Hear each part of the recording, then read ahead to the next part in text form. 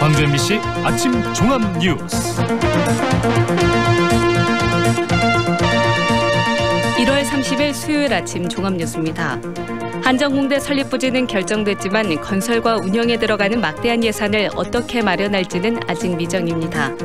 지자체의 부담을 떠넘겨서는 안 된다는 지적이 나오고 있습니다. 광주의 인공지능 창업단지와 전남의 서남해안 관광도로 사업이 예상대로 예비 타당성 조사 면제 사업에 선정됐습니다. 옛 전남도청이 80년 당시의 모습으로 복원됩니다. 5.18 사적지는 대부분 복원되고 문화전당 건립돼 새로 만든 시설은 철거됩니다. 이상 오늘의 주요 뉴스입니다.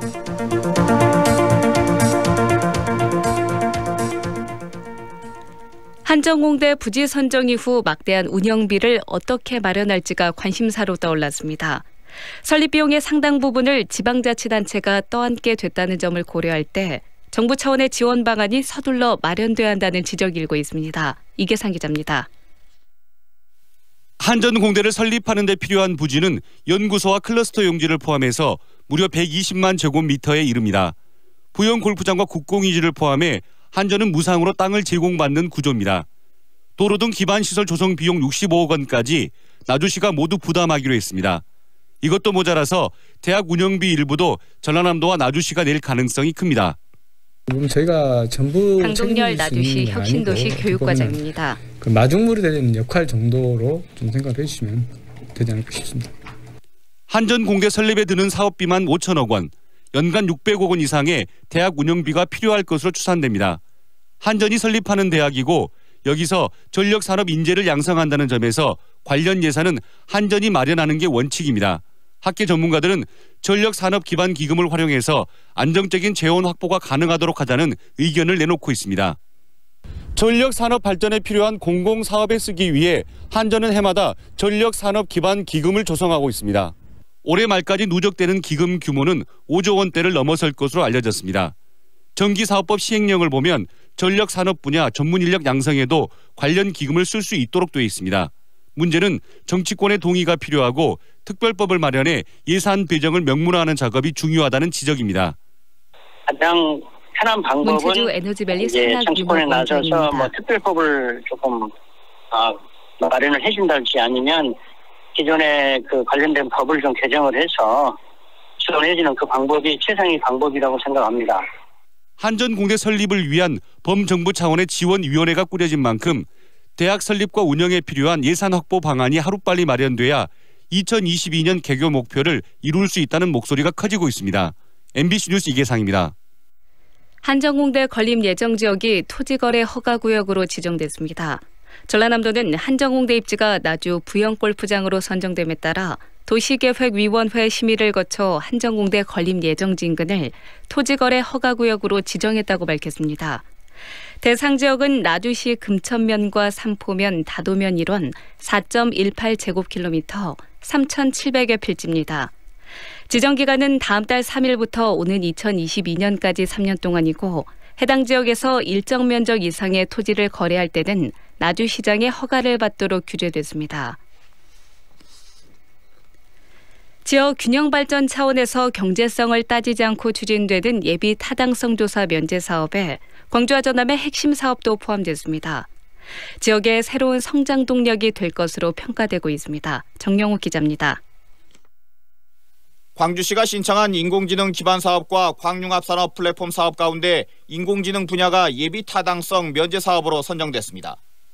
1, 2단계로 나눠 추진되는 이 사업에는 1단계로 2024년까지 4천억 원가량이 투입돼 창업 생태계를 갖춘 인공지능 중심단지가 조성됩니다. 제대로 될 경우 1,000여 개의 창업과 2만 7천여 명의 고용 효과가 예상된다는 게 광주시의 분석입니다. 산업 유발 효과가 큰 이병훈 광주시 문화경제부시장입니다. 관련된 사업 중심으로 편성했다는 것이 타 시도와의 큰 차이점입니다. 광주시는 이와는 별도로 디지털 생체의료 분야가 지역 특화 산업 지정을 앞두고 있어 추가로 2천억 원 이상의 예산 지원이 있을 거라고 밝혔습니다. 전남은 섬과 섬, 섬과 육지를 연결하는 서남해안 관광도로 사업이 예비 타당성 면제에 포함됐습니다. 이에 따라 앞으로 신안과 여수 등에서 추진될 두 건의 연도교 사업에 1조 원이 투입돼 서남해안 관광의 신성장을 견인합니다. 전남 앞에 홍남기 하원 등 부총리입니다. 서남해안 관광도로와 인천 영종 신도 평화도로 건설로 도서지역과 내륙을 잇는 해안 관광객들을 조성하겠습니다. 전남에서는 또 수산식품의 생산과 연구를 지원하는 수산식품 수출단지 조성 사업도 함께 선정돼 1,000억 원의 사업비가 반영됐습니다. 반면 경전선 복선 전철화 사업은 이번에도 예비 타당성 면제 사업에서 빠져 사업 추진에 난항이 예상됩니다. MBC 뉴스 정용욱입니다. 5.18 최후의 항전지인 옛 전남도청이 80년 당시의 모습에 가깝게 복원됩니다. 복원할 수 있는 공간은 최대한 복원하고 원래 없던 시설은 철거하는 쪽으로 가닥이 잡혔습니다. 보도에 송정근 기자입니다. 먼저 옛 전남도청 본관에 설치된 엘리베이터와 화장실을 뜯어내고 5.18 당시에 있었던 시민군 상황실과 방송실을 복원합니다. 도청 본관 양쪽의 별관과 회의실은 원형대로 복원해 본관과 연결하되 별관 1, 2층 일부 공간은 문화전당 연결 통로로 쓰기로 했습니다. 도청 뒤편에 자리한 경찰국과 민원실 그리고 상무관도 최대한 원형에 가깝게 복원하기로 했습니다. 대신 문화전당을 지으면서 새로 만든 방문자 센터 등은 철거를 검토합니다. 용역을 맡아 복원 계획을 세운 조선대 산학협력단은 80년 당시에 도면을 찾지는 못했지만 자료 수집과 조사 분석을 통해 이 같은 안을 마련했다고 보고했습니다. 그동안 다양하게 김재형 조선대 산학협력단 자료들과 연결시켜서 1980년 5월 당시에 건축물이 어떻게 생겼는가 추정하는 작업을 시작을 했고 5.18 단체와 시민단체들의 의견도 수렴해서 내놓은 결과이기 때문에 특별한 변수만 없다면 이대로 추진될 가능성이 높습니다. 80년 5월 당시에 수진태 5.18 기념재단 상임이사입니다. 안팎으로 그런 모습을 살리는데 매우 충실한 그런 그 연구안이다 이렇게 볼 수 있을 것 같습니다. 대통령과 정부가 약속했다는 점에서 2020년 완공 때까지 300억 원으로 추산되는 예산을 확보하는 일도 어렵지 않을 것으로 보입니다. 다만 250억 원을 들여 만든 민주평화교류원과 콘텐츠는 어떻게 할 것인지 또 복원된 건물을 무엇으로 채울지는 아직 정해지지 않았습니다. 무엇보다 결국 이렇게 복원할 거라면 애초부터 훼손하지 않을 순 없었는지 또 공사지연과 정거농성 등으로 이어진 오랜 갈등의 책임은 어디에 있는지 자연스럽게 뒤따를 수밖에 없는 이런 질문에는 누가 답할지 의문입니다. MBC 뉴스 송정근입니다. 광주 어등산 관광단지 조성 사업이 무산될 위기에 놓였습니다. 광주시와 광주도시공사에 따르면 도시공사와 호반 측은 이달 말까지 어등산 개발 실시 협약을 체결하기로 했지만 레지던스 호텔 운영 주체 등의 문제를 두고 이견을 좁히지 못해서 협상이 결렬될 위기인 것으로 알려졌습니다. 광주시는 이견이 있는 건 사실이라며 이달 말까지는 어떤 식으로든 결론을 내릴 것이라고 밝혔습니다. 설 명절을 앞두고 사과와 배 등 과일 가격이 강세를 보이고 있습니다. 한국농수산식품유통공사에 따르면 지난 주말 기준으로 광주 양동시장에서 거래된 배 소매 가격은 4만 원 선으로 지난해 같은 기간보다 60%가량 상승했습니다. 사과 선물 상자도 1년 전 2만 원 선이었던 것과 비교하면 30% 이상 오른 것으로 조사됐습니다. 과일 가격 상승은 지난해 지속된 냉해와 폭염 등 이상고온으로 수확량이 감소했기 때문으로 분석됩니다. 끝으로 날씨입니다. 오늘 광주 전남 지역은 차차 흐려지다가 오후부터 비가 내리겠고 기온이 올라 대체로 포근하겠습니다.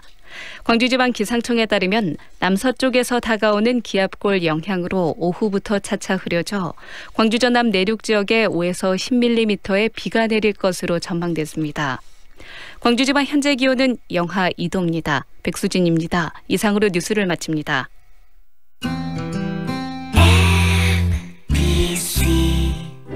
연기자 정동환입니다.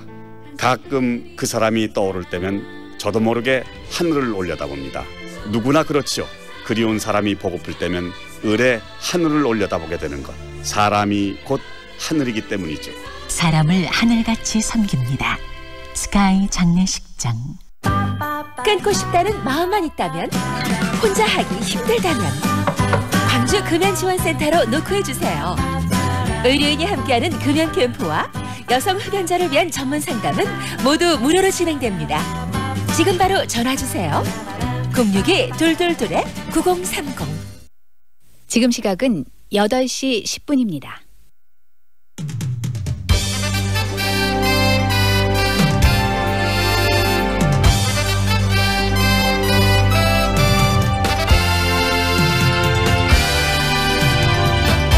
황동윤의 시선집중.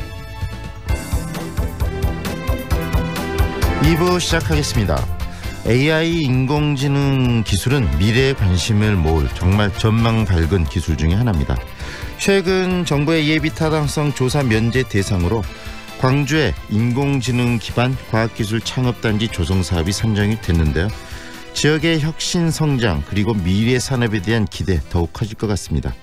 인공지능 기반 과학기술 창업단지 조성 사업에 굉장히 좀 공을 들인 정치인이죠.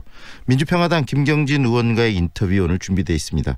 이 사업이 어떤 사업인지 그리고 예비 타당성 조사 면제 사업이 되면서 어떤 변화가 기대되는지 이야기를 들어보겠습니다. 일기예보를 듣고 우산을 챙겨 출근을 하듯이 우리는 일상에서 이 여러 대중매체 영향들을 받고 있는데요. 그러나 일부 매체 가운데는 거짓 뉴스를 만들어내기도 하고 또 정권에 따라서 언론 환경이 힘들어지는 경우들도 종종 있습니다. 이럴 때 이 언론을 좀 냉정하게 감시하고 비판하는 시민단체들의 역할이 대단히 중요한데요. 우리 지역에 그런 역할을 하고 있는 시민단체가 있습니다. 광주 전남 민주언론시민연합의 역할이 그래서 굉장히 중요하고 또 지역에서 여러 중요한 역할들을 하고 있습니다. 최근 새로 이 시민단체를 이끌 상임대표가 선임이 됐습니다. 김홍렬 광주 전남 민원연 상임대표와의 인터뷰 오늘 준비되어 있습니다. 미세먼지 공습에 이어서 겨울 가뭄도 걱정인데요. 연일 건조한 날씨가 이어지고 있고요. 또 겨울에 눈이 오는 그런 모습을 요즘에 또 볼 수도 없습니다. 겨울에 대한 느낌과 이 전체적으로는 기상이 좀 변화가 심한 것 같다는 생각도 드는데 이 또 메마른 날씨는 여러 또 불시관리 비상을 또 야기하기도 하고요. 요즘의 날씨에 대해서 좀 정리하고 알아보는 시간 오늘 준비를 했습니다. 광주 기상청의 김현희 사무관과 인터뷰도 준비가 돼 있습니다. 황동현의 시선집중 계속됩니다. 배달 라이더와 자동차 운전자 여러분, 안전한 교통문화 만들기 프로젝트에 함께 하실까요? 먼저 라이더분들은 출발하기 전 안전모를 꼭 씁니다. 반드시 신호와 규정 속도를 잘 지켜주세요. 다음, 운전자분들도 신호와 규정 속도를 잘 지키고 앞에 오토바이가 있으면 안전거리를 더욱 신경 써주세요. 또 차를 타고 내릴 때 뒤에서 오토바이가 오는지 꼭 확인해주세요. 함께 지켜주고 함께 만들어가는 교통안전. 교통문화 캠페인 도미노피자와 MBC가 함께합니다. 반도건설 김현욱입니다. 짓는 곳마다 이슈가 된 반도요보라가 드디어 광주에 찾아옵니다. 남구의 미래 가치를 누리는 곳, 혁신 설계와 첨단 인공지능 ICT까지 와우! 미래 가치도 생활 가치도 유보라답게 남구 반도요보라 모델하우스 오픈 중. 문의 1800-0086 반도건설. 어우 추워. 여보, 농부가 짠 도라지 배즙 한잔 하세요. 역시 당신이 최고야. 애들은 유자 배즙으로 먹였어요. 나주 장수식품 농부가 짠 도라지 배즙 유자 플러스 배 아로니아 배즙으로 겨울을 건강하게. 나주 장수식품 061-332-9616. 노트북만으로 사업이 시작된다. 사업자 등록이 가능한 사무실 임대, 회의실 대관의 신개념 더워크 공유 오피스. 보증금 관리비 없이 월 최저 25만 원으로 회의실 카페를 누리는 풀옵션 사무공간 더워크 공유 오피스. 상무지구 우리은행 뒤편. 문의 1800-8062. 축제 파티가 있는 그곳엔 출장 뷔페 쿠바 하우스.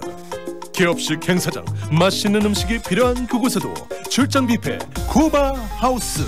출장 뷔페 필요한 곳 전국 어디나 찾아가는 출장 뷔페 쿠바 하우스.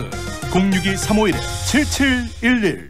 반도건설 김현욱입니다. 짓는 곳마다 이슈가 된 반도요보라가 드디어 광주에 찾아옵니다.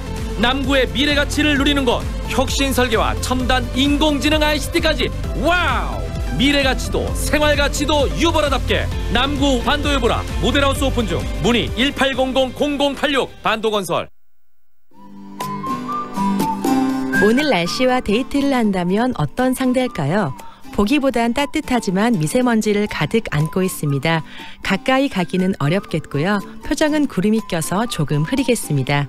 오늘 아침 기온 영하 2도로 시작해서 낮 기온이 10도까지 올라 어제보다 포근합니다. 하지만 대기 질이 좋지 않습니다. 새벽부터 초미세먼지 농도가 나쁨 단계에 머물러 있습니다. 내일 오전부터는 비나 눈 소식이 있습니다. 이어서 교통 상황 전해드립니다. 대남대로 건강관리협회 사거리에서 농성교차로로 밀려 지나고 있고 필문대로 지산 사거리에서 조선대 입구로 차량 많습니다. 동문대로 말바우 사거리에서 무등도서관 사거리로 정체되고 있어서 지나실 때 3분 이상 소요됩니다. 오늘 아침도 안전운전하시기 바랍니다. 지금까지 광주 집값을 한눈에 광주 1등 부동산 어플 사랑방 부동산 옆잔 날씨와 교통정보의 정은솔이었습니다. 황동현의 시선집중 듣고 계시는 지금 시각 8시 15분 50초 막 지나고 있습니다. 다가올 미래를 생각해 볼 때 이 AI, 다시 말해서 인공지능은 정말 빼놓을 수 없는 그런 그 환경이 될 겁니다. 우리 사회가 인공지능 산업에 거는 기대, 그래서 더 크고 전망도 무척이나 밝다는 생각이 드는데요. 문재인 대통령도 대통령 후보 시절에 광주에 인공지능 기반 창업단지 조성 사업을 추진하겠다, 이런 공약을 발표한 바도 있고요. 반갑게도 최근 인공지능 기반 창업단지 조성 사업이 예비 타당성 조사의 면제 사업으로 선정이 됐습니다. 이 사업에 대해서 많이 또 공을 들인 지역의 정치인이 있죠. 이 김경진 민주평화당 의원인데요. 직접 연결을 해서 이번 예비 타당성 조사 면제 사업이 된 이 인공지능 기반 창업도시 조성 사업에 대한 이야기 들어보겠습니다. 안녕하세요, 의원님. 네, 안녕하십니까. 김경진입니다. 네. 이번에 예비 타당성 조사의 면제 대상이 된 인공지능 기반 창업단지 조성 사업, 먼저 어떤 사업인지 소개부터 해주시겠습니까? 예, 이제 사업 기간은 내년부터 5년 동안 이제 진행이 되고요. 네. 일단 그렇습니다. 그리고 이제 광주 첨단 3지구에 있는 과학기술원 그리고 연구개발 특구 지역에서 이제 진행이 됩니다. 그리고 사업비는 대략 일단 5년간 4,060억 정도가 투자가 되고요. 네. 구체적인 내용으로 보면 인공지능 특화 직접 단지가 조성이 돼서 이제 데이터 센터라든지 또 여기에 들어오는 기업 또 연구하는 이런 건물들이 들어오고요. 이런 슈퍼컴퓨터나 데이터 센터를 통해서 자동차, 에너지, 건강과 관련된 인공지능을 통한 연구가 이루어지고, 이제 궁극에는 이 과정을 통해서 이제 청년 창업이라든지 기업들 창업 지원까지도 하게 될 예정입니다. 네, 일자리도 많이 만들어지는 그런 사업이라는 말씀이시네요. 네, 네, 그렇습니다. 네, 이 사업을 예비 타당성 조사 면제 사업이 지금 이번에 선정이 됐는데, 이렇게 네. 예타 면제 사업으로 추진한 배경이 특별히 있을까요? 그러니까 이제 통상적인 예타로 진행하게 되면 예타 평가를 하는 심사위원들이 꼭 이렇게 물어보거든요. 네. 광주는 인구도 적고 그다음에 기업 숫자도 적은데 이게 가령 인공지능 기반 창업단지가 들어왔을 때 과연 이에 적응하는 수요가 있을 수 있느냐, 이런 식의 이제 문제 제기를 꼭 하게 됩니다. 네. 근데 저희가 KTX 송정역까지 이제 고속으로 들어오는 부분을 할 때도 이제 저희가 이제 체감을 했지만, 네. 원래는 수요가 현재 상태로 보면은 기업들도 좋고 이래서 수요가 있을 수가 없습니다. 근데 막상 만들어 놓고 보면 이 KTX 고속열차 수요가 그냥 차고 넘치는 거거든요. 네. 그래서 이제 인공지능 같은 경우도 이런 기반 시설이 이루어지고 인적 물적 시설이 제공이 되면 그때부터 여러 가지 이제 어떻게 보면 활용 가능성, 사업 가능성이 열리게 되는데, 네. 이 예비 타당성 검사라는 것이 현재를 기준으로 해서 어떤 비용과 그다음에 이 이익을 계산하다 보니까 이게 쉽지가 않습니다. 그래서 네. 예타 면제 사업으로 이제 저희들이 이제 추진을 했고요. 네. 그래서 이게 어쨌든 예타를 거치면 최소 6개월에서 길게는 한 2년, 3년 동안 이게 시간을 허비하게 됩니다. 네. 그래서 이런 골든 타임을 놓칠 가능성이 있어서 예타 면제 사업으로 추진했던 겁니다. 이렇게 면제 사업이 되면 바로 당장에 내년부터 2020년부터 구체적으로 그러면 사업비도 지원이 되고 본격적인 사업들이 추진될 수 있겠네요. 예, 그렇습니다. 네, 많은 분들이 정말 관심을 많이 두는 사업이고 미래의 광주를 살릴 수 있는 사업이라는 얘기도 나오고 그러는데요. 의원님께서도 이 과학에 관심을 두고 여러 가지 활동도 해오시면서 이 사업에 좀 끊임없이 뭐 관심도 갖고 여러 가지 활동도 해오셨어요. 어떤 활동들을 오셨죠?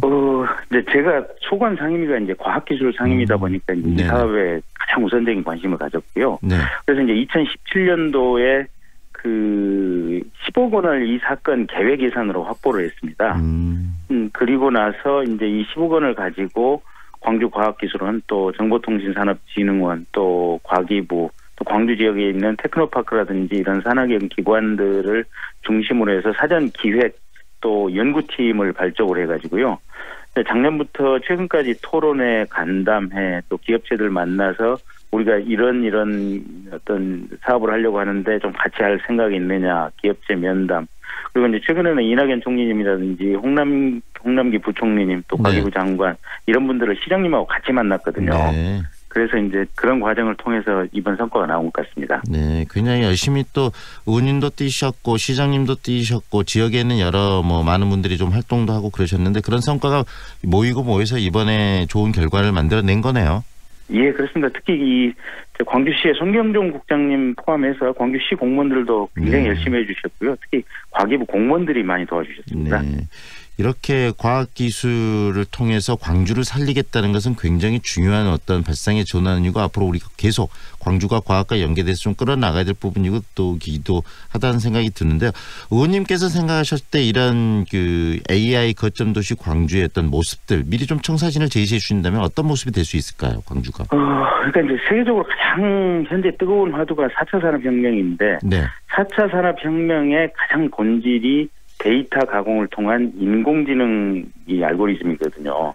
그래서 이제 이 인공지능을 통하게 되면 제조업, 또 금융업, 의료업, 자동차 산업 등 모든 산업 구조가 근본적으로 대변화되고 업그레이드할 수 있는 가장 이 기반 기술이 되는 것이 인공지능입니다. 그래서 이 인공지능 이제 거점 단지가 광주에 들어오게 되면 광주는 결국은 사람이 모이게 되고 기업체 연구 시설이 모이게 되고 데이터가 모이는 그런 장소로 변화가 될 것이어서요. 네. 결국은 이게 우리 광주 호남의 발전뿐만 아니라 국가적으로도 새로운 아마 경제적 성장 업그레이드 동력이 될 것이다. 이렇게 기대를 하고 있습니다. 네, 결국은 AI를 통해서 광주가 이 대한민국의 중심이 될 수 있겠네요. 예, 그렇습니다. 그렇게 보고 있습니다. 네. 그래서 일자리도 만들어지고 모든 산업의 근본적인 변화가 이루어지면서 가장 질 높은 수준의 서비스 또 제품 제조로 갈 것으로 기대가 됩니다. 네, 그런데 이번에 예비타당 면제 사업이 됐다고 그냥 박수만 칠 것이 아니라 구체적으로 이 사업을 실현시키기 위한 앞으로의 노력도 굉장히 중요하지 않겠습니까? 어떤 과제들이 있다고 보세요? 예, 일단 예타 면제 사업으로 이제 선정이 됐지만 최종적인 이제 예산은 결국은 이제 KDI에서 이제 간단한 어떤 조금 이 검사 테스트를 받게 됩니다. 그래서 그와 관련된 계획들을 조금 세부적으로 잘 세워야 되고요. 특히 이 인공지능 활용에 참여하겠다는 각 기관이나 기업체를 많이 접촉해서 이 시설이 들어왔을 때 이분들이 이 시설을 활용할 수 있도록 하는 이 수요자들을 일단 많이 만들어내는 그 노력을 시와 또 저희 의원실에서 앞으로도 계속해서 해야 될 것 같고요. 네. 그다음에 이제 이 데이터를 확보하는 게 중요한데 이 데이터는 지금 개인정보 문제 때문에 사실은 각 기관이 이제 이 가공하려고 하는 이 인공지능 운영기관에게 데이터를 쉽게 넘기지는 않거든요. 네네. 그래서 이걸 이제 비식별화 조치를 통해서 넘겨야 되는데 본래 데이터 보유기관이 이 비식별화 조치를 하는 부분에 대해서 아직까지 좀 소홀히 하고 있는 측면이 있습니다. 그래서 이런 비식별화 조치를 할 수 있도록 국가 전체적으로 조금 좀 활성화시키는 그런 노력들이 필요합니다. 네, 국가적으로도 그러고 광주시도 전체적인 시스템 자체를 인공지능에 기반을 둔 그런 환경 쪽으로 변화를 시켜야 되겠네요. 예, 그렇습니다. 네, 지금 이 인공지능 기반 시설 갖춘 것이 거의 전혀 없을 만큼 이제 막 시작하는 그런 사업이고 그래서 또 무에서 유를 창조한다라는 그런 부담도 있을 것 같은데요. 의원님께서도 정치권, 과학계, 기술계 모두 함께 힘을 모아서 광주에 정말 이 제대로 된 이런 기반을 만들고 이 사업을 이뤄내야 될 것 같은데 어떤 일들을 함께 해야 된다고 생각하시는지도 한 말씀해 주시죠. 그러니까 이제 10년 전에 광주에서 처음에 광산업 얘기가 나왔을 때도 다들 이게 생소하고 확신은 못했는데 결국은 이제 광주시 또 우리 모두가 한 마음이 돼서 뛰어들었기 때문에 이제 광주가 광산업이다 이런 게 가능해졌거든요. 네. 그래서 이제 지금은 새로운 인공지능의 시대가 열렸기 때문에 이 광주과학기술원 지스트라든지 전남대 또 우리 조선대 같은 데서 우수한 인재들을 배출시켜서 어쨌든 이 AI 거점 도시가 광주다. 광주가 인공지능의 거점 도시다. 이런 어떤 명칭, 라벨을 전국화시키는 게 중요할 것 같고요. 네. 이제 자신감과 확신을 가지고 우리 모두가 함께 뛰는 것이 굉장히 중요하다. 그래서 산업 또 학문 또 연구소 이런 이 혼연일치로 광주가 하나가 되어서 이 인공지능을 견인하는 것이 굉장히 중요하다. 이렇게 보고 있습니다. 네, 앞으로 성공을 위해서 모두 함께 해야 된다는 말씀이시네요. 예, 그렇습니다. 네, 오늘 말씀 여기까지 듣고 그동안 참 고생 많으셨고 그런데 앞으로 더 할 일이 많지 않을까라는 생각이 듭니다. 오늘 말씀을 잘 들었습니다. 네, 고맙습니다. 지금까지 민주평화당 김경진 의원과 함께했습니다.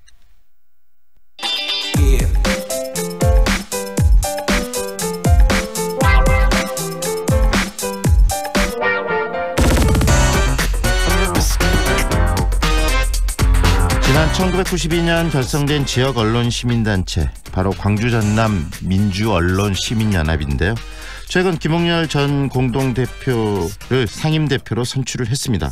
수많은 매체와의 채널 속에서 매일 다양한 정보들이 쏟아지고 있는 현재 우리들이 상황 속에서 살고 있는데 이런 언론들의 보도 행태나 태도들을 좀 객관적으로 비판하고 시민의 시각으로 바라보고 그 부분에 대해서 문제를 꾸준없이 제기하고 함께할 수 있는 그런 시민단체가 굉장히 필요한데 그런 의미에서 이번 상임대표의 역할, 김홍렬 대표의 역할도 굉장히 크지 않을까 생각이 됩니다. 직접 연결해서 앞으로의 계획 들어보겠습니다. 안녕하세요, 대표님. 네, 안녕하십니까. 네, 축하드립니다. 그동안 우리 대표님도 언론계에 계속 몸담아 오셨고 또 언론과 관련된 일을 해오셨죠? 네, 그렇습니다. 네, 본인 소개 이렇게 청취자분들께 좀 해주시겠습니까? 직접. 네, 감사합니다. 처음에 소개해 주셨듯이 이번에 광주 전남 민주언론 시민연합 상임대표로 선임된 김홍렬입니다. 저는 한동안 지역신문에 몸담았던 언론인이기도 했습니다. 근데 지금은 언론계 밖에서 언론을 바라보면서 우리 지역 언론이 더 나은 방향으로 나아가기를 바라는 언론 시민 운동을 하고 있기도 합니다. 네. 이 언론계의 기자로서 또 활동도 해오셨고 또 시민 활동도 계속해 오셨고 그래서 누구보다도 이 광주 전남의 언론에 대해서 관심도 많으시고 또 많이 아시는데요. 어떻습니까? 이 광주 전남 민주언론 시민연합 활동도 정말 많이 또 해오셨고요. 시민단체. 어떤 활동을 해오셨는지도 소개를 좀 해주세요. 네, 한마디로 요약하자면 지역 언론이 제 역할을 다 하는지 감시하는 그런 시민운동을 해온 단체입니다. 네. 평소에는 지역 언론이 기능을 제대로 하는지 견제와 비판을 하기도 하고요. 또 선거철이 되면 유권자들에게 제대로 된 정보를 전달하는지 유권자들의 올바른 판단을 위한 정보를 균형 있게 보도하는지 등을 모니터링해서 발표하기도 합니다. 네. 또 어떤 특별한 사회적 이슈가 발생하면 그런 이슈를 언론이 어떻게 다루는지 분석하고 비판하는 그런 일을 지난 27년 동안 해온 그런 단체입니다. 네, 더불어서 또 이 그 정부의 어떤 언론 통제나 이런 부분들에 있어서 언론의 자유를 위해서 또 함께 싸우고 투쟁해 오신 역할도 해오지 오셨지 네, 않겠습니까? 그렇습니다. 지역 방송 정책이랄지 지역 신문에 대한 지원 정책 이런 부분에 대해서 정부 정책이 어떻게 가는가 이런 부분을 또 같이 지역 언론들과 같이 또 싸우고 그런 일도 해온 적이 있습니다. 네, 그래서 저희 언론에 있어서는 회초리와 같은 존재이기도 하고요. 민원연이 또 반대로 함께 또 이 뚜벅뚜벅 걸어가는 일단 자유 언론을 위해서 걸어가는 그런 또 동반자이기도 하다는 생각을 그렇습니다. 갖게 되는데요. 이 민원연의 역할 과연 어떤 것이라고 우리 대표님은 생각하십니까? 핵심은 언론 활동에 대한 감시와 비판입니다. 잘 알고 계시겠지만 언론은 사회가 썩어가는지 아닌지 감시하고 비판하는 그런 기능을 담당하는 중요한 사회적 기구 아닙니까? 네네. 그런데 사회를 감시 비판하는 그 언론이 제대로 기능하는지 또 감시하는 게 우리 언론 시민단체 민원연의 역할입니다. 네. 아시다시피 언론이 썩으면 사회가 썩게 돼 있습니다. 네. 언론이 사회적 책임을 망각하고 권력이나 자본과 결탁했을 때 어떤 현상이 나타나는지 우리는 역사적으로 숱하게 보아왔습니다. 네.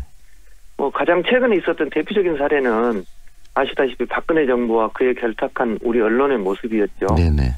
그 결과는 국정 혼란으로 이어졌고 결국에는 대통령 탄핵이라는 엄청난 사회적 혼란, 국민들의 실망, 결과적으로는 국가적 손실을 가져왔지 않습니까? 네네.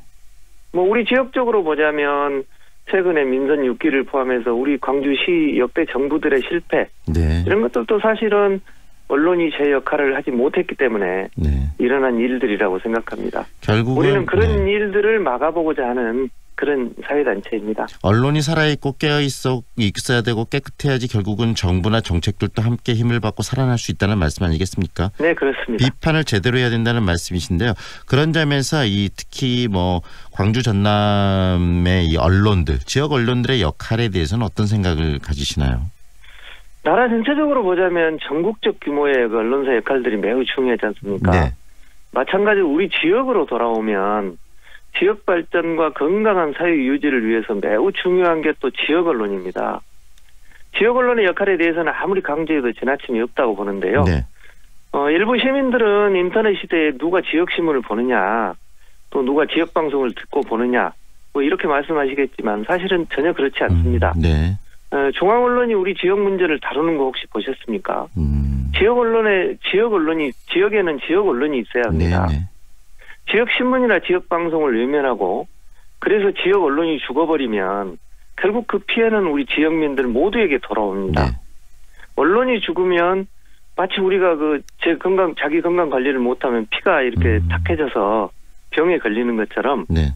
자기 몸이 스스로 썩어가는 것을 모르고 있다가 어느 날 한순간에 쓰러져서 죽게 되는 그런 환자에 비유할 수 있다고 보겠습니다. 결국은 언론이라는 게 사람을 살리는 피처럼 지역 또는 그 어떤 사회를 살리는 그런 피와 같은 존재라는 말씀이시네요. 네, 그렇습니다. 네. 그런데 이 대표님 요즘에 특히 지역 언론, 중앙 언론도 많이 힘들긴 하지만 지역 언론들도 여러 가지 문제들도 있고 또 언론들이 생존하기 위한 어려운 그런 환경들이 만들어지고 있는데요. 대표님께서 생각하고 있는 그런 언론 환경의 문제점들, 우리들이 좀 심각하게 받아들여야 될 부분들이 있다면 뭐가 있을까요? 네, 많죠.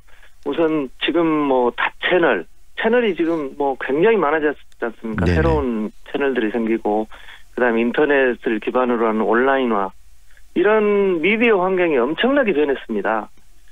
지금 지역 언론의 위기는 이런 변화에 대처하지 못해서 일어난 상황이 아닐까.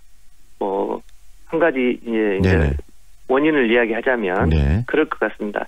인터넷 그리고 이를 기반으로 한 새 미디어들이 득세하면서 기존 형태의 지역 언론은 심각한 위기를 겪고 있습니다. 사실. 독자나 시청자, 청취자들이 재미있고 편리한 그런 새 미디어들로 옮겨가 버렸거든요. 네네. 그에 따라서 장사가 더욱 안 되고 경영난이 심각해졌다는 게 그 큰 문제점을 이제 안고 있는 거죠. 네. 거기에다가 경영난이 계속되다 보니까 투자가 안 되고 그렇다 보니까 소비자들은 더욱더 멀어져 가고 이런 현상입니다. 그래서 지금 지역 언론은 이런 악순환이 고착화되어 가고 있지 않는가 하는 그런 매우 불길한 조짐까지 보이고 있습니다. 네. 결국엔 지금 지역 언론은 살아남느냐 아니면 이대로 죽느냐의 어떤 분수령에 서 있다고 봐도 될 것 같은데요. 여러 가지 분야에서 대응해야 할 과제들이 쌓여 있습니다만은 어떻게 하면 떨어져 나가고 멀어져 나간 그런 독자, 시청자, 청취자들을 다시 돌려 세울 수 있을까? 이런 게 가장 시급한 과제가 아닐까 생각합니다. 결국은 얼마나 더 가까이 독자나 방금 이야기하신 시청자나 청취자 함께하는 우리를 이해해주고 들어주고 함께하는 사람들과 얼마나 더 가까이 가고 항상 함께할 수 있을까가 중요할 것 같은데요. 방금 대표님 이야기를 들으면서 느낀 게 결국은 그런데 재미있고 편리한 미디어로 많은 분들이 지금 옮겨가고 있지만 단 것은 먹기에는 좋을지 몰라도 건강에는 안 좋은 것처럼 언론이라는 게 단순히 재미있고 편리한 것만이 또 능사는 아니지 않겠습니까? 그렇습니다. 네, 우리 사회에 대해서 좀 비판적이고 쓰고 아프더라도 계속 그런 얘기를 좀 해야 될 것 같은데 그런 차원에서 지역 언론이 가야 될 방향성이 있다면 어떤 방향성을 가져야 될지도 이야기 좀 해주시죠. 아무리 상황이 어려워도 지역 언론의 그 가치는 중요하고 또 변하지 않을 거라고 봅니다. 지역사회의 건강도 또 커뮤니케이션의 기능이 제대로 돌아가는 살아 움직이는 사회의 가치는 바로 건강한 언론이 있느냐 없느냐로 결정됩니다. 따라서 그런 언론으로 남기 위해서는 시민들의 신뢰를 회복하는 게 굉장히 필요한데요. 저는 그 출발선을 미디어의 가장 기본적인 기능인 저널리즘 기능 회복이라고 봅니다. 언론이 그 정치 권력이나 자본의 눈치나 보고 그들과 결탁해서 써야 할 기사를 안 쓰는 그런 일들이 시민으로부터 신뢰를 잃는 일이거든요. 네. 쓸 기사를 제대로 쓰는 데서부터 우리 언론의 변화는 시작되어야 한다고 봅니다. 네. 민원연도 그런 차원에서 역할을 해볼 생각이고요. 결국은 언론이라는 게 배고프고 힘들더라도 광야에서 제 목소리를 내줘야 된다는 말씀 아니겠습니까? 네, 그렇습니다. 네. 그런 점에서 민원연 앞으로 함께 가면서 역할들이 굉장히 많으실 건데 그 것으로 예상이 되는데 앞으로 어떻게 광주 전남 민주언론 시민연합을 이끌어 가실지 한 말씀 해주시죠. 네, 시민 여러분들도 잘 아시겠지만 시민단체는 좀 어려운 점이 많습니다. 회원들이 십시일반으로 내는 회비, 이사들의 헌신으로 운영되고 있습니다만은 항상 그 사람도 돈도 부족한 게 시민단체 현실입니다. 네. 그래서 우리 이제 올해는 민원연 고유의 역할을 다 하기 위해서 또 그런 역할에 필요한 회원 확충, 네. 조직 활성화 이런 데 특별히 더 노력을 해볼 생각입니다. 지역 언론이 살고 지역이 살기 위해서 우리 시민 여러분들 한 분 한 분이 한 달에 단돈 몇천 원이라도 회비를 내는 그런 회원으로 좀 참여해 주시면 고맙겠고요. 네. 여러분들이 살아갈, 여러분들의 자녀들이 살아갈 지역의 미래를 위해서 시민 여러분들이 힘을 좀 보태주시면 좋겠습니다. 네, 이 대표님께 이렇게 여쭤보기 좀 어려운 질문일지도 모르겠는데 황동현의 시선 집중 이렇게 지금 인터뷰를 하고 계시는데 이 프로그램도 결국 대표님께서 또 관심 중에 하나이실 거라는 생각이 들어요. 이 황동현의 시선 집중 프로그램에 대해서 좀 이야기를 해주시고 비평을 한번 해주신다면 어떤 말씀 해주실 수 있을까요? 네, 지역에서는 매우 중요한 시간대에 또 매우 중요한 큰 역할을 하는 간판 시사 프로그램으로 봅니다. 사실 지역에 간판 시사 프로그램들이 많지 않거든요. 네. 개인적으로도 저는 거의 매일 듣고 있습니다. 앞으로도 큰 활약을 기대하고요. 잘하고 계시지만 더 부탁을 얹어드린다면 네. 지금보다 더 센 회초리를 때리기를 고대합니다.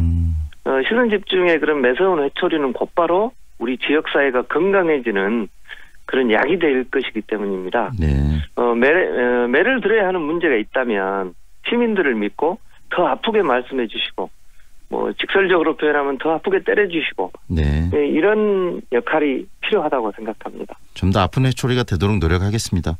저희 방송도. 네. 앞으로 동반자로서 그리고 또 서로 견제하고 또 방송에 대해서 문제점들을 지적하는 그런 시민단체의 목소리를 계속 잘 내주시기 바라고요. 오늘 이렇게 인터뷰 응해주셔서 고맙습니다. 네, 감사합니다. 지금까지 김홍렬 광주 전남 민주언론 시민연합 상임대표와 함께했습니다.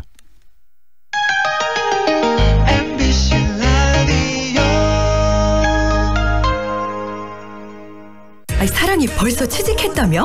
동신대학교 IPP형 일학습 병행제 덕분이지. 현장 실습도 하고 학비도 벌도록 지원해주는 제도야. 사랑이도 IPP형 일학습 병행제로 실습 나갔다가 그 회사에 취직했어. IPP형 일학습 병행제? 어느 대학교? 드림앤 스마일 동신대학교. 뭐해? 괜찮은 직업학교 찾고 있어. 아직 호남 직업 전문학교를 몰라? 99년부터 13년 연속 우수훈련기관. 우리 쪽 공동훈련기관으로 재직자 향상 교육도 한대. 오, 역시 정보통인데. 하나 더. 지금 호남에선 국비교육생을 모집 중이래. 우와. 전남대학교 경영전문대학원에서는 경영 전문 인력을 양성하는 MBA 과정 신입생을 1월 1일부터 2월 1일까지 모집합니다. 전남대학교 MBA 과정에서 여러분의 새로운 미래를 설계하십시오. 062-530-1501에서 2번. 창의성이라는 것은 모든 것들을 다 창의성을 말로 하는 회사가 있고 여기가 회의실이야? 공간으로 경험하게 하는 회사가 있습니다. 공간이 하는 말이 경영진이 하는 말보다 잘 들립니다. 사무환경이 문화를 만듭니다. 퍼시스 93.5 Feelings between the sheets. Why am I caressing my mama's fat knees? 세상을 보는 지역의 눈. 여러분은 지금 황동현의 시선 집중과 함께하고 있습니다.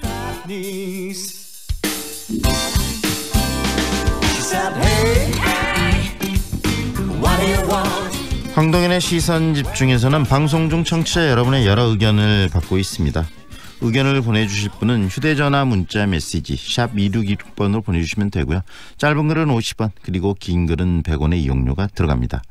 올 겨울 유독 건조한 날이 굉장히 많은데요. 광주는 기상 관측 80년 만에 처음으로 1월까지 눈이 한 차례도 쌓이지 않았다고 하고요. 전국적으로는 연일 건조특보가 계속되고 있습니다.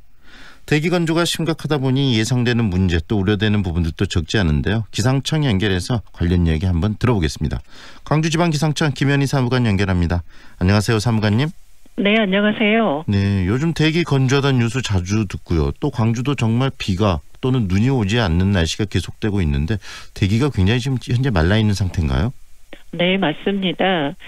작년 11월 4일에 전국적으로 봤을 때 제주도하고 강원 산지를 중심으로 전국에서 처음으로 건조주의보가 발효된 이후에 지금 해제와 다시 발표되는 과정이 반복이 되고 있는데요.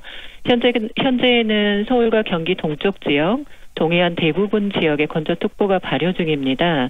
전남은 일반적으로 전남 동부 지역이 건조도가 심하게 나타나는데요. 네. 여수시라든가 광양, 순천시, 구례 곡성군을 중심으로 작년에 12월 27일에 이 지역에서는 건조주의보가 처음 발표가 되었었습니다. 네. 건조주의보는 목재 등의 이제 건조도를 나타내는 지수인 실효습도로 판단을 하게 되는데요. 네. 전국에서 지금 건조도가 심한 지역은 울산, 포항, 강원 산간 지역 같은 경우에 이 실효습도가 20에서 22% 수준이고요. 네. 전남 광양시는 28%에서 31% 수준을 지금 보이고 있습니다. 매우 건조한 상태입니다. 이렇게 겨울, 지금 올겨울이 대기가 건조한 특별한 이유가 있습니까? 건조한 정도는 강수량의 좌우가 된다고 볼 수 있는데요. 네. 강수량이 적고 많음에 따라서 이제 크게 영향을 받는다고 볼 수 있는데 일반적으로 우리나라 겨울은 다른 계절보다 강수량이 상대적으로 적습니다. 네. 그래서 이제 가장 건조한 계절에 해당이 되는데 강주 1년 강수량을 보면 1,400mm 정도가 되거든요. 네. 그런데 겨울 3개월 동안에는 120mm 정도로 1년의 총 강수량에 이제 비교를 해서 보면 8.6% 정도에 해당하는 강수량입니다. 네. 근데 여기에 올해 같은 경우에는 더 건조하지 않습니까? 네, 그렇습니다. 겨울 그 강수량만 비교했을 때 한 60% 수준대에 올 겨울 강수량이 줄어들다 보니까 건조도가 더 심해진 것 같습니다. 사무관님, 이렇게 지금 눈이 네. 안 오는 날씨가 계속되는데 이게 뭐 대기나 기상의 어떤 변화 때문입니까? 특별하게 이렇게 건조함이 더 네. 되는 이 눈이 안 오는 날씨가 반복되고 계속되는 특별한 이유는 뭐 어떻게 보고 계시나요? 전 지구적으로 영향이 이제 우리 지역에도 국제적으로 영향을 미쳤다고 볼 수 있을 것 같습니다. 네. 그 피해갈 수 없는 부분이 예를 들어서 엘니뇨라든가 이런 현상들 때문에 지구가 온난화되어지는 부분들과 틀림없이 연계가 되어 있다라고 지금 판단을 하고 있습니다. 네, 이렇게 오랫동안 눈비 없는 그런 날씨가 있는 그런 겨울이 좀 있었습니까? 아니요, 그렇지는 않은 것 같습니다. 네. 유독히 올해 뭐 작년이라든가 2017년도 그 겨울에 이제 주로 건조특보가 발표가 되는데 이 건조특보가 발효되었던 기간들을 뭐 12월과 1월 동일한 기준, 2개월 동안의 동일한 기준을 최근 3년 동안 그 비교를 해보니까요. 2017년, 2018년 같은 기간과 비교해서 올해 그 겨울 동안에는 2017년보다는 건조특보가 발효 중인 날이 23일이 많은 상태이고요. 네. 2018년 겨울보다는 12일 정도가 지금 길게 유지가 되고 있어서 작년, 그작년보다는 그 건조한 정도 그 오래 지속되는 그 기간이 긴 상태입니다. 네, 이렇게 건조한 대기 일상에도 많은 변화를 가져올 것 같아요. 어떻습니까? 네, 사람이 가장 먼저 건조함을 빨리 느끼는 것 같습니다. 네. 가장 먼저 느끼는 것이 우리들 피부가 아닐까 생각이 드는데요. 특히 겨울이 되면 이제 건조해지면서 우리 피부 내에 수분 함량도 한 10% 정도로 떨어질 수 있다고 합니다. 네. 그래서 이 정도로 떨어지면 이제 가렵기 시작하고요. 뭐 울긋불긋해지기도 하고 심할 경우에는 이제 갈라지는 피부 질환까지 발전하는 경우도 있다고 하는데요. 네. 우리 피부뿐만이 아니라 주변 환경이 모두 마찬가지일 텐데 주변에 사물이 메말라 있는 상태이기 때문에 뭐 산불이라든가 주택, 건물 등에서도 쉽게 불이 날 수도 있고 큰 화재로 번질 수 있는 조건들이 되어져 있습니다. 그만큼 이 화재 예방을 해야 된다는 이야기로 들리고요. 네. 이렇게 다들 뭐 건조함 도대체 언제쯤 해결이 좀 될 수 있을까라는 생각도 하고 그럴 것 같은데 언제쯤 눈 소식이나 비 소식이 있습니까? 네, 저기 반가운 소식이 있습니다. 네.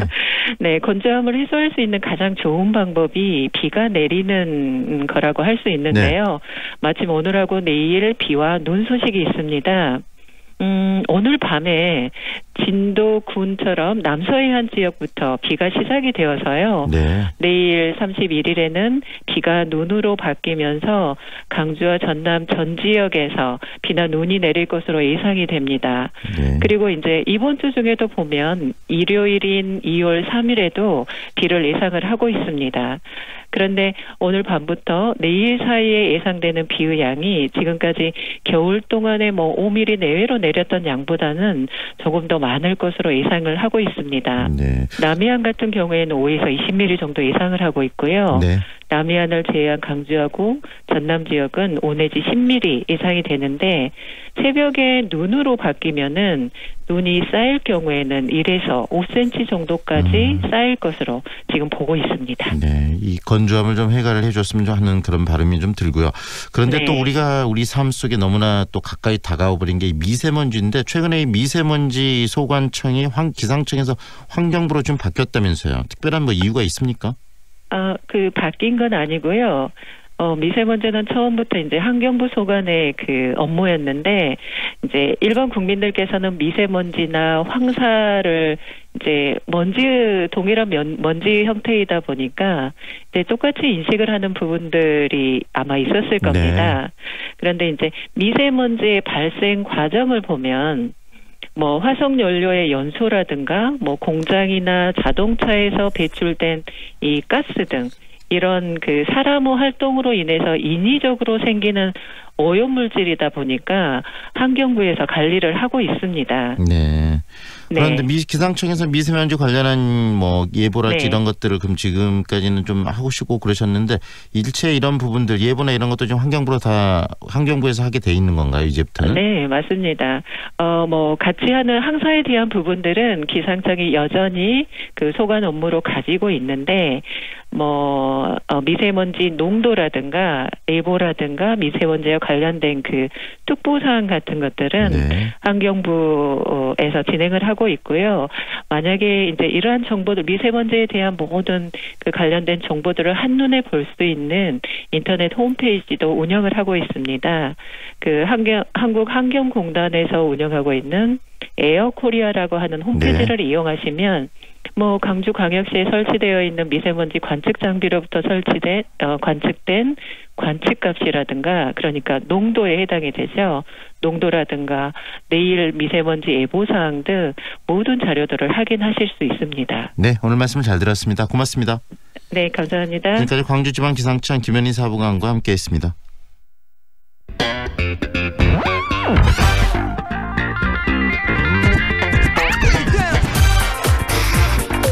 남도의 다양한 소식과 함께하는 시간이죠. 오늘은 전남 중부권 소식 정리하겠습니다. 빛가람신문 박은정 국장 연결합니다. 안녕하세요, 국장님. 네, 안녕하십니까. 최근에 나주시가 시내버스 노선 개편을 했는데요. 주민들이 불편을 호소하자 또 시민 의견을 또 적극 반영했다고 이렇게 이야기를 하고 있네요. 네, 그렇습니다. 그 정부의 근로기준법 시행을 앞두고 지난 1월 1일자 시내버스 노선을 개편한 나주시가 그 혁신도시 일부 노선을 다시 조정하기로 했습니다. 그 나주시는 주 52시간 근로시간 준수에 따른 1일 2교대 근무 전환이 불가피해짐에 따라 그 운수업체 측의 인력난과 이에 따른 차량 감축 등 현실 여건을 반영해 주요 노선을 통합했고요. 또 직선하는 방식의 노선 개편은 지난 1일 단행했었는데요. 네. 그 나주시는 지난 1일자로고 3개 노선으로 나눠 영산포에서 강주 전남대를 오가는 999번 버스를 1개 노선으로 통합했고요. 또 703번 혁신도시에서 영산포 노선을 폐지하고 1160번으로 대체하는 등 노선을 개편했습니다. 그렇지만 그 기존 노선 원상복귀를 요구하는 혁신도시 주민들을 중심으로 개편안에 따른 반발이 일었는데요. 그 나주시는 운수업체와 주민 간의 대화 협의를 통해 추가로 노선을 개편하기로 한 것입니다. 네. 올 7월부터 시행되는 주 52시간 근로시간 준수를 위해서는 운송업체의 여건을 고려한 버스 노선 개편이 불가피한 상황인데요. 이러한 가운데 나주시는 빛가람동 노선 개편에 대한 주민 제안을 종합 검토했고요. 또 버스 현장 모니터링을 실시하는 등 주민과의 협의를 진행해 문제 해소에 적극적으로 나선 것입니다.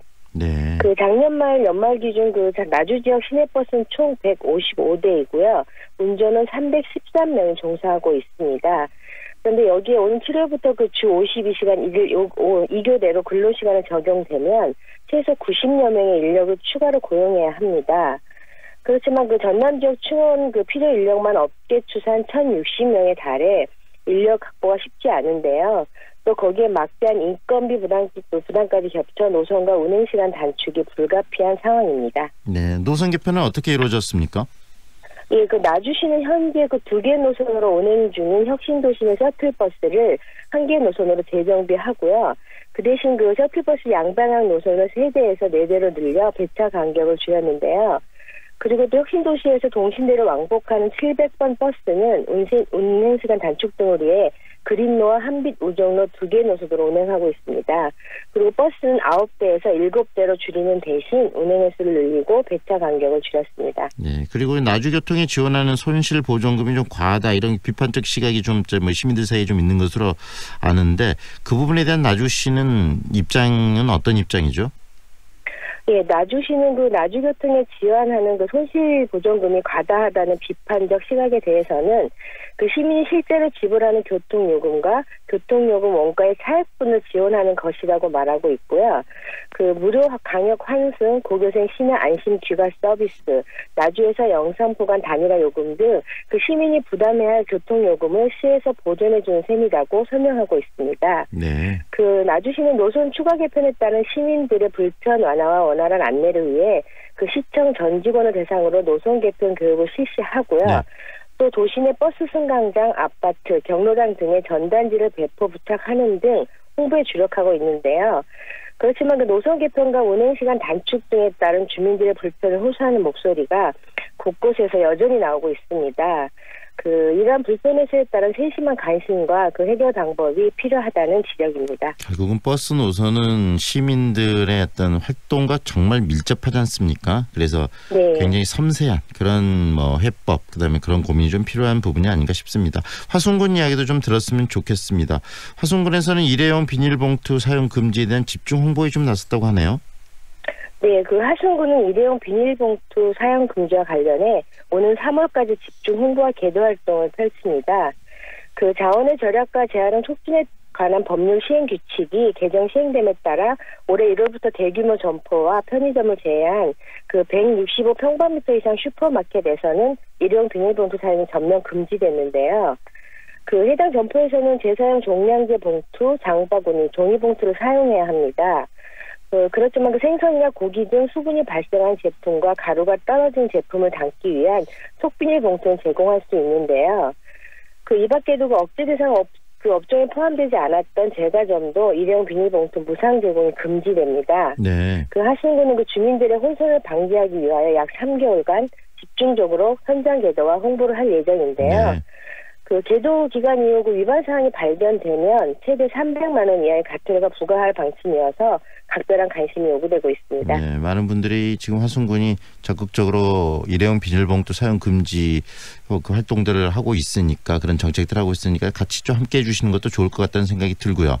담양군 이야기도 좀 정리를 했으면 좋겠습니다. 담양군은 유네스코 지질명소 생태환경 디지털 사진 공모를 지금 진행한다는데 어떤 이야기죠? 네, 담양군이 지역의 지질과 역사문화 명소를 담은 창의성 있는 작품을 기다리고 있습니다. 담양군은 지난해 4월 담양군 전 지역이 무등산권 유네스코 세계 지질공원으로 지정됐었는데요. 이에 따라 담양의 지질 명소와 역사문화 명소, 또 지질 명소로 추가 지정받고자 조사 중인 추월산, 담양 하천 습지, 남천 태저감, 대나무 숲을 소재로 한 유네스코 지질명소 디지털 사진 공모전을 진행합니다. 이번 공모전은 전 국민 누구나 응모할 수 있는데요. 그 오는 3월 22일까지 참가 신청서와 응모사진 원본 파일을 우편이나 이메일을 통해 제출하면 됩니다. 그 총 20점의 작품을 선정해 시상하고요. 입상작은 오는 5월 중 개관 예정인 담양 에코 허브센터 개관식에 기획 전시할 예정입니다. 그 담양군 유네스코 세계지질공원 홍보 책자 제작 자료로도 활용할 계획인데요. 네. 네, 그 자세한 사항은 담양군 홈페이지를 참조하시면 되고요. 그 담양군청 생태환경과로 문의하시면 됩니다. 네, 오늘 여기까지 듣겠습니다. 고맙습니다. 네, 감사합니다. 지금까지 빛바람신문 박은정 국장이었습니다.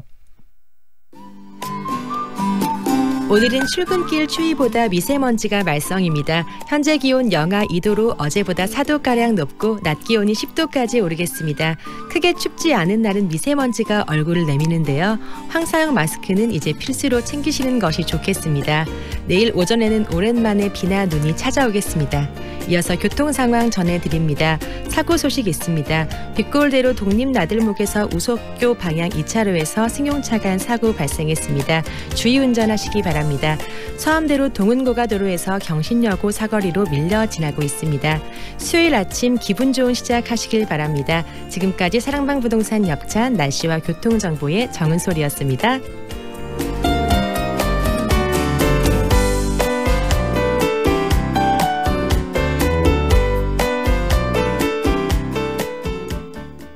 반도건설 김현욱입니다. 짓는 곳마다 이슈가 된 반도일보라가 드디어 광주에 찾아옵니다. 남구의 미래 가치를 누리는 곳, 혁신 설계와 첨단 인공지능 ICT까지 와우! 미래 가치도 생활 가치도 유보라답게 남구 반도일보라 모델하우스 오픈 중. 문의 1800-0086 반도건설. 반도건설 김현욱입니다. 짓는 곳마다 이슈가 된 반도일보라가 드디어 광주에 찾아옵니다. 남구의 미래 가치를 누리는 곳, 혁신 설계와 첨단 인공지능 ICT까지 와우! 미래 가치도 생활 가치도 유보라답게 남구 반도일보라 모델하우스 오픈 중. 문의 1800-0086 반도건설. 1월 30일 수요일 황동현의 시선 집중은 여기까지입니다. 저는 내일 아침 7시 20분 다시 청취자 여러분과 함께 하겠습니다. 지금까지 구성 최은영, 박소희, 기술 박성현, 그리고 연출과 진행의 황동현이었습니다. 함께해 주셔서 고맙습니다.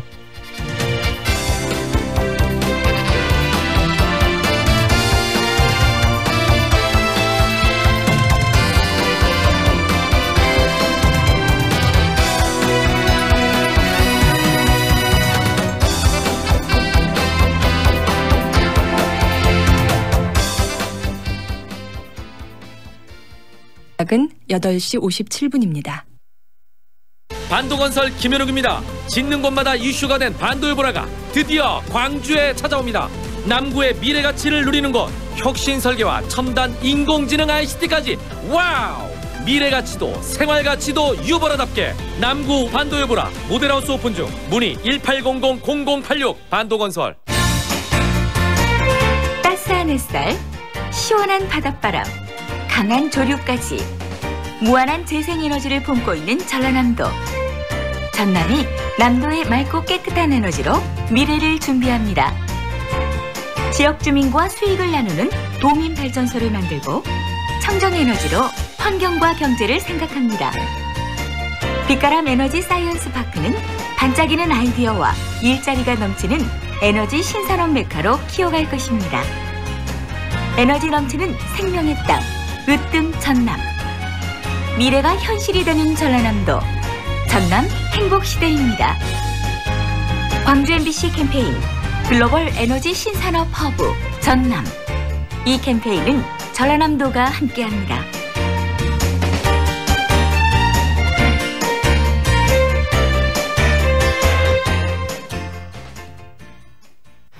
(2019) 광주 MBC 7대 기획.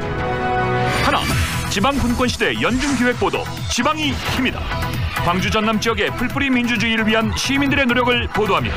둘, 제18회 2019 광주 휘이나 세계수영선수권대회 중계방송 오직 MBC에서만 독점 중계합니다.